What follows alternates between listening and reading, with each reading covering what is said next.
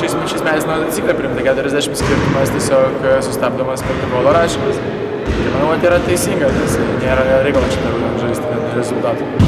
Bet reikia ruoštis kitom, kurios bus tikrai rimtesnės varžybos ir ten tikrai atsiskleis daugiau ir tų trūkumų, nes dabar tikrai lengvai pavyksta, galima sakyti, nusiteikimo daug galima dalykų nurašyti, nes ten atsipalaidavę, priiminėjo daugiau, nori patys įmesti, nebeieško tų sprendimų priėmimo. Bet tas, manau, pagrindinis dalykas, ką reikia daryti, šlifuoti nusiteikimą.